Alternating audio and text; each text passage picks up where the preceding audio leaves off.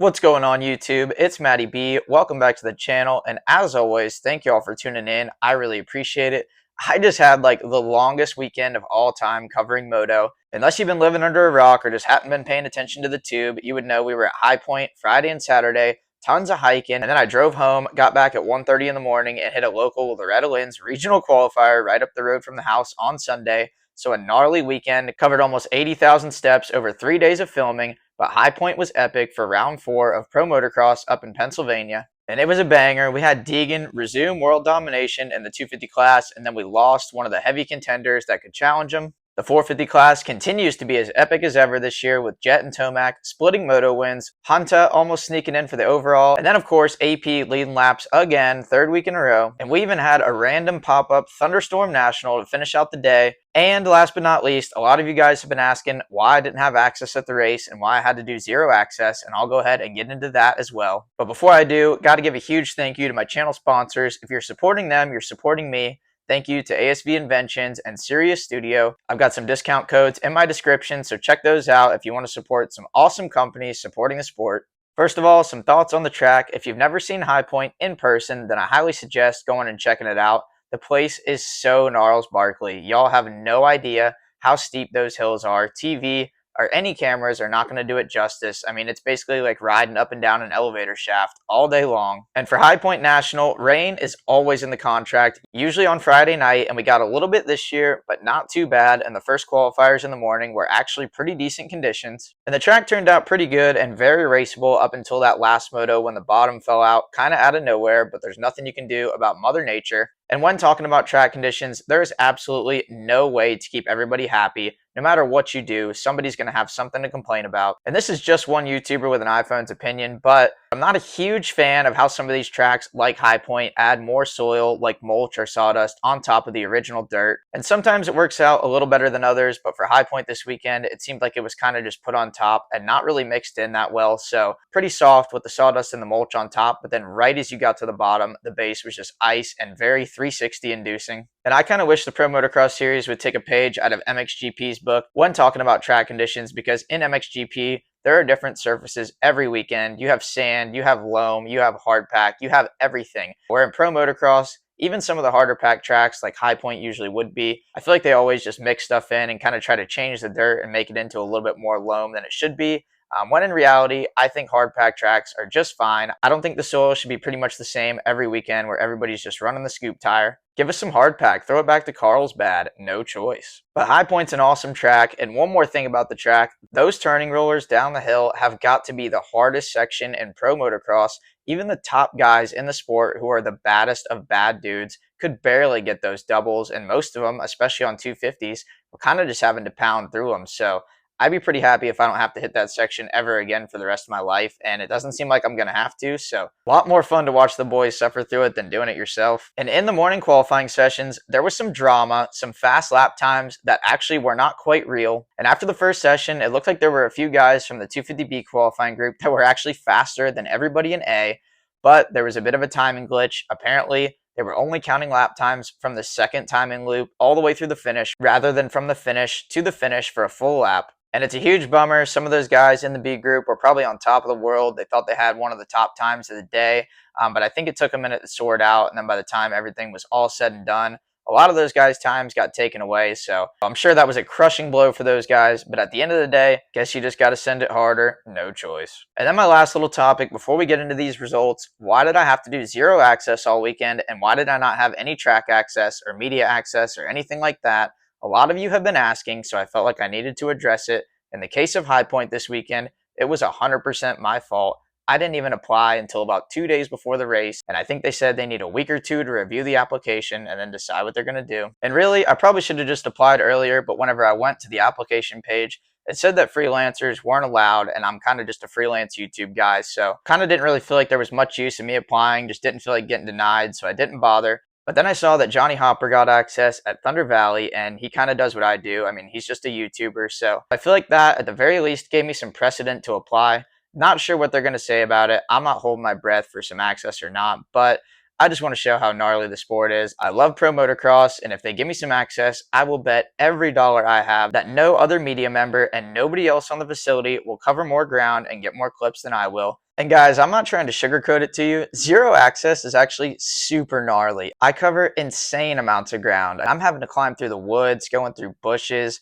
People had their seats all roped off. I'm doing ninja high knees going through the crowd. It's insane. It's very hard, and there's a lot of stuff blocking my views. But at the end of the day, I love moto, and I have no access, so it's what I had to do to get the footage, and we did it, no choice. So we'll see if I get a shot, but if not, guess zero access will be in the contract. And there have been a few media members who have reached out and been really cool and given me some words of encouragement and advice. So huge thank you to Anton from Course Heading, Jeff from Whiskey Throttle Media, and Gavin from Transworld Motocross. Make sure y'all check those outlets out because those guys do some awesome work.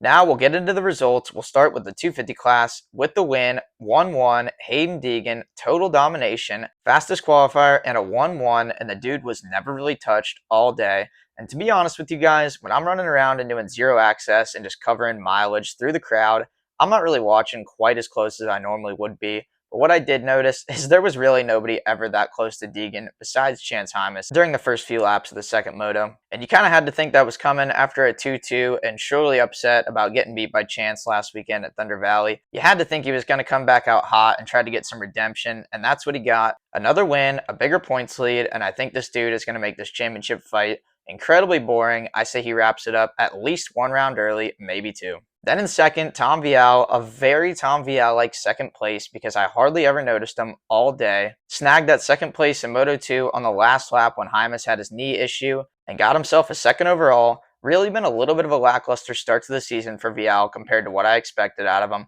But second at High Point, that's solid. In 2 weeks, we're headed to Southwick, and that's where Tom Vial got his first and only pro motocross win, so let's see if he'll turn it up in the sand. Third overall on the day, great ride for Levi Kitchen to come back and get a second place in Moto 1. Was kind of running down Deegan, but I think Deegan kind of had it on cruise control there at the end. Then in the second moto, an early crash, and I think even another early first lap incident. Clawed his way all the way back up to get in podium contention. Caught a little bit of a gift from Hymas, but still, you got to be in it till the end. And then a fourth, what a massive bummer for Chance Hymas because he was looking like the only one who could really take it to Hayden Deegan this summer. An awesome come-from-behind ride in the first moto, made tons of passes and went forward the whole way. That second moto, he just didn't quite have what it took to run with Deegan. But let's be real, neither did anybody else, and he had a second place locked in until the last lap. I think he dabbed a foot, and unfortunately, it looks like his ACL is more than likely blown again. This is the third time, so, once you do it a couple times, you know what it feels like.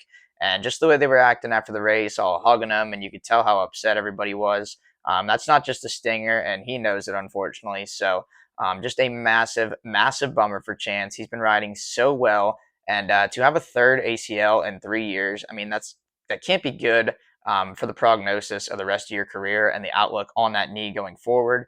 It's just a brutal situation, and I really just wish him luck moving forward because he's been riding awesome. He's been a great addition to the top of the sport. And High Point's so gnarly, he might have even done this without even taking his foot off. I mean, the ruts get so deep, they'll rip your feet off the pegs in a heartbeat, so who knows what happened, but either way, it sucks. Fifth overall, an underrated ride of the day from Garrett Marchbanks. He was making passes all day long. Hell, it's Tuesday right now, and I think the dude is actually still making passes. The poor guy's just as big as a Yeti, and he has a tough time getting off the gate. But really, it's been a revelation summer for Garrett Marchbanks. He's been awesome. Every single moto, he's brought his A game. And it was cool. I got to go by and talk with Garrett at the PC rig. He used to train with us at South of the Border, so we kind of go way back, but I don't really get to see him much anymore. And Garrett's a good dude, a hard worker, a really big dude. I had to look straight up when I was talking to him.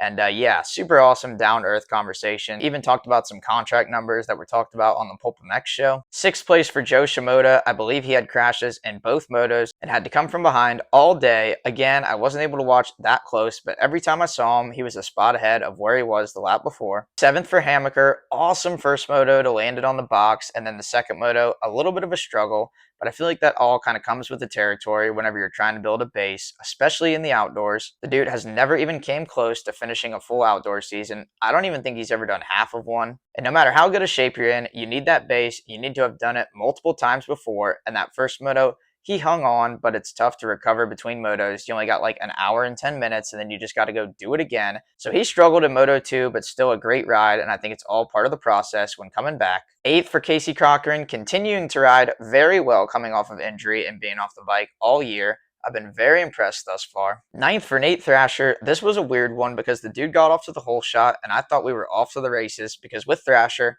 we're pretty start dependent. We either win or we get 19th, not much in between. And when he got out front, I thought we were going to see a podium ride, but he kind of made his way backwards, slowly but steadily. But still, a ninth overall. Not sure if that's quite bad enough for Star to make him sleep outside at the goat farm this week. And then rounding out the top 10, welcome back to Pro Motocross, Jalik Swoll. Top triumph on the day in his first race of the year. That was actually super impressive. And even in the second moto, I noticed that he was still digging deep when the track was at its roughest and everybody was smoked. 13th for Ty Masterpool. I really don't know what's going on. Apparently the poor dude has been throwing up before motos every race now, and that's not ideal. The dude's emptying the tank before the gate even drops. And then last but not least, Austin Forkner. I don't even have him written down. I don't know what place he got, but a buddy and I had the chance to talk to him at Texas Roadhouse. He and his wife, they sat down in the booth next to us. And me and Austin, we go pretty far back. We went to Europe together a couple times as kids, and we've known each other for a long time, but haven't gotten to talk to him in several years, probably 7 or 8 years, and was really cool. Another very down-to-earth conversation. Austin is an awesome dude. He's been so through the ringer. It is unbelievable. All the stuff the guys came back from, and I just straight up told him, dude, I think I have more respect for you than anybody else on the gate. And I wasn't blowing smoke up his ass. He's gnarly. I would have quit like 18 injuries ago. But either way, we talked a little bit and just chatted about how he has no base, how he hasn't been able to finish a season in a long time. And he and I both agreed that this year kind of had to happen for him to be able to get that spark back and to come back next year and be in a position to win. The dude's trusting the process. He hasn't lost his talent, and I don't think we've seen the end of Austin Forkner getting wins in Supercross and Motocross. Now onto the 450 class with the win with a 1 and a 3. Conspiracy for Jett Lawrence. Just kidding. But of course we have all these people online. They're saying they waited to throw the red flag until Jett got into position to win. And wouldn't you guys think the series would want somebody else to win? It's way more exciting if other people win rather than the same guy every weekend. But regardless, all weekend, Jett looked absolutely insane from press day through qualifying practice and Moto 1 and 2. The dude can just put on these bursts of speed at any given moment, and I really can't be talked out of my opinion that he's just managing every single race. Every time he's been put under the gun, he immediately brings down the gap and makes the moves he needs to make. And 22-0 is already obviously off the table, but I'll be very surprised if he loses an overall win this season. Second overall, poor Hunta with the 2-2. And how much of a bummer is it for Hunta that a 1-3 beats a 2-2 because they do it off of points, not off Olympic scoring. But awesome day for Hunta, and this actually kind of reminded me of High Point 2022. Back in the 250 class, Hunta and Jett went down to the wire battling it out, and in that first moto, they finished about 2 seconds apart, so it kind of reminded me of that. But great day for Hunta. It looks like the boys in red are really figuring out that bike setup. We saw a few sketchy moments out of Jetson, but for the most part, the boys are looking really good and the bikes look dialed. Third overall for Tomac. Huge bummer that he wasn't able to make his way through those guys in the first moto as his charge totally stalled out right behind Justin Cooper. And it was funny, you could hear him rev bombing and just trying everything to get his teammate out of the way. But J. Coop stayed stubborn, didn't let him by, and ET could only muster a 5th place in Moto 1. And those motos right there are kind of the difference between he and Jett in the point standings, because now Eli's already over a full moto behind, and it's because when Jett has a bad moto, it's usually a 2nd or a 3rd, and when Eli has a bad moto, it's a 5th, and with Jett, he's winning more motos than not, so if you're not going to win, I feel like you got to get 2nd right behind him to stay in contention, and nobody's really quite been able to do that. But the second moto win was badass. I didn't really get to see as much of it as I would have liked. It was raining so hard, I couldn't even use my phone. Raindrops were shutting off my recording. Touchscreen was not ideal, but ET managed it in the mud and got a moto win. I just think we're going to have to see a serious mistake out of Jett Lawrence to really see Eli claw his way back into championship contention. 4th for Aaron Plessinger, more laps led, but unfortunately that first win still eludes him. And I was hanging out in AP's 5th wheel before the moto started, and this dude's crazy. He's in there watching the news reports about the Middle East going to war, and he's all, yeah, brother, this lawmaker from Minnesota got shot this morning. Sounds like a good way to get ready for the motos. No choice. But either way, a 4th overall, not a bad day out of AP, and also props to he and KTM for the fastest goggle pit stop of all time. I think the GNCC guys might even be taking notes for their next stop. 5th for J. Coop, fastest qualifier, so he continues to show that elite speed.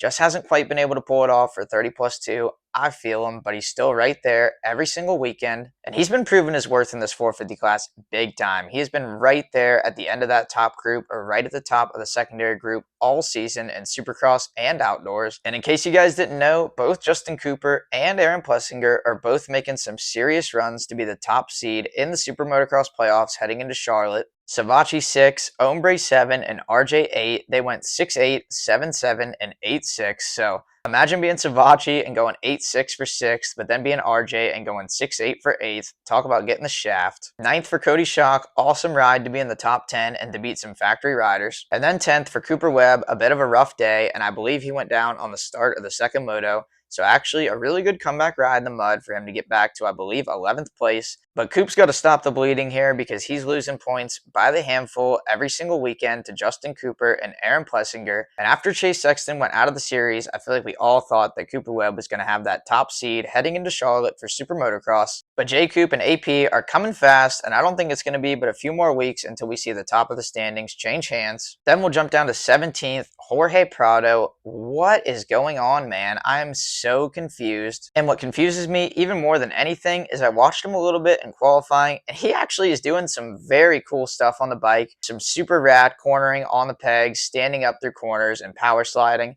Just some really cool elite stuff, but it's just not reflecting in the lap times or the results one bit. And even after the slow bike complaints, now he's getting good starts, and those aren't really helping either. Almost got the whole shot in Moto 1, but then quickly went backwards. In Moto 2, I don't even know what happened. I would have thought with all the rain and the mud that would have been an MXGP guy's dream. But he was nowhere to be found. 17th overall. I can't even use the panic button anymore because I broke it pushing it so hard. But that's all I got for you guys today from High Point. Let me know in the comments what you guys think about my takes. If you agree, if you disagree, if I'm cooked, or anything in between. You guys know the deal. I'm here for all of it. Up next, we got a 2-week break in the series, and then we've got Southwick up in the sands of Massachusetts. I may or may not be there. I've heard some rumblings of a possible Jeffrey Hurling sighting. So if Hurlings is going, I'm definitely going, but if not, I probably won't. But I appreciate you guys watching. Thank you for tuning in, and I'll catch you guys next time. No choice.